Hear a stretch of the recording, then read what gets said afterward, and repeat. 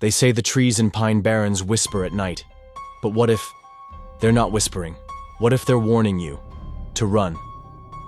Hi, I'm Adrian Blackwell, and I believe there is no such thing as complete silence in this world. Tonight, I'm going to take you on a journey into stories that were never meant to be found, and to places where light is too afraid to shine. Because behind every silence, there is a whisper. Behind every legend, a buried truth.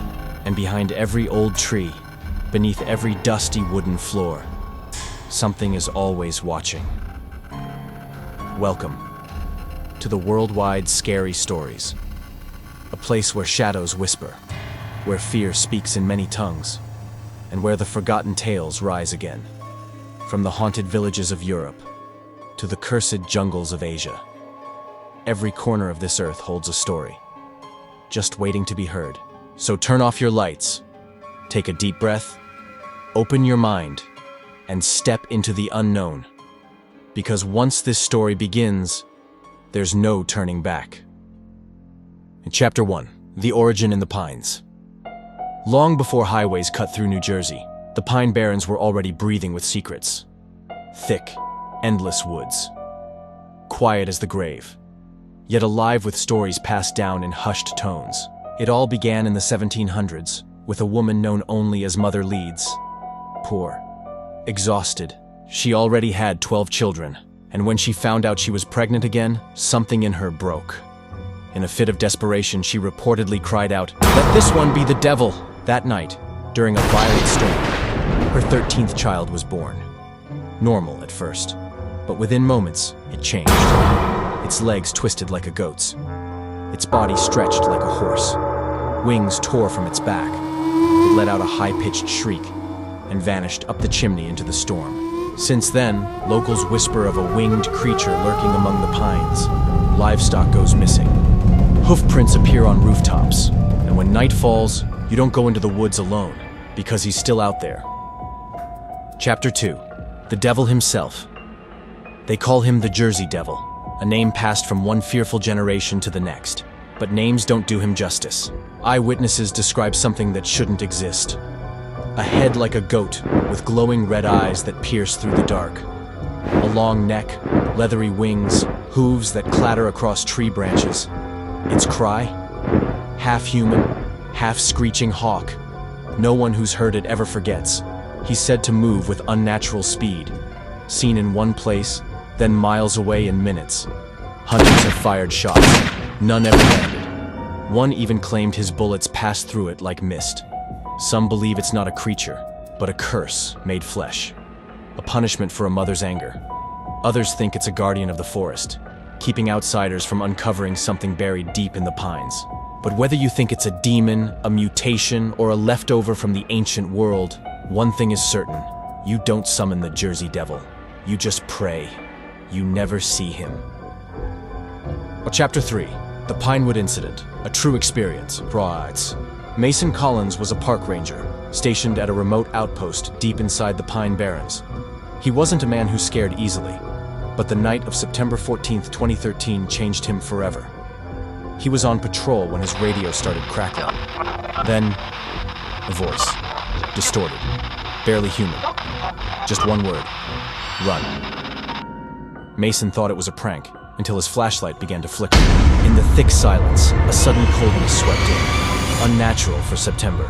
He heard something overhead. Wings. Heavy. Flapping. Not a bird. Bigger. Looking up, he caught sight of it between the trees. Red eyes. Huge wingspan. Hooved legs. A grotesque silhouette perched silently in a tree, watching him. Frozen, he whispered, "What are you?" The thing leapt down, not toward him, but past him, landing with a thud that shook the ground. He ran. Didn't stop till he reached the outpost. The next day, claw marks were found on the roof. Hoof prints in the mud, leading to nowhere. Mason quit 2 weeks later. He doesn't give interviews, but in one old podcast his voice cracked as he said, "I don't know if it wanted to hurt me, but I know it saw me, and it knew I didn't belong there." Chapter 4. Paranormal Investigations. Over the years, teams of paranormal investigators have ventured into the Barrens, equipped with thermal cameras, EMF detectors, and night vision. Most find nothing. But in 2007, a team called Shadowline captured something unusual. Their thermal drone recorded a flying figure, cold to the touch, gliding between the treetops at 2:14 a.m. It wasn't a bird. It had limbs, a torso. The footage was mysteriously corrupted hours later. In another case, sound engineers picked up low-frequency growls, inaudible to the human ear, but registering on high-end equipment. The growl matched no known animal in North America. Locals speak of electronics going haywire, compasses spinning, and even time skipping, where a walk through the forest felt like 15 minutes. But 3 hours had passed. One expert said, "It's not just a creature, it's the forest itself that's haunted. The pines hide things. The deeper you go, the harder it is to find your way out." Chapter 5: Theories and Ancient Secrets. The Jersey Devil might be more than just a cursed child. Some theorists link it to Lenape legends, who believed the Pine Barrens were home to spirits they dared not name. The word Popwissing, used for part of New Jersey, meant place of the dragon. Others believe the creature is a tulpa, a being created by human belief, fear, and imagination. A myth so strong, it birthed itself into reality. Still others claim the Barrens were once used by secret societies, groups who performed rituals long before colonists arrived. The Jersey Devil, they say, wasn't born. It was invited. Old maps show symbols drawn in the pines, circles, crosses, and one chilling phrase etched near Leeds Point: "He returns with the storm." Could it be that the creature is a guardian, a gatekeeper, or something worse? Whatever the truth is, someone or something wanted it forgotten, until now. In Chapter 6, the end, or just the beginning. They say if you stand in the pines on a stormy night and listen carefully, you'll hear wings in the dark. And if you see the red eyes, it's already too late. The Jersey Devil isn't just a legend, it's a warning. A reminder that not everything born into this world is meant to be understood.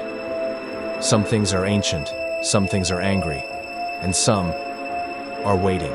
So next time you drive through New Jersey and the road disappears into trees, keep your eyes on the sky and don't ignore the whispers, because not all shadows are empty. Some have wings. If this story gave you chills, don't keep it to yourself. Like this video, share it with someone brave enough to watch, and let the shadows spread. Have you ever walked alone in the woods and felt something watching you?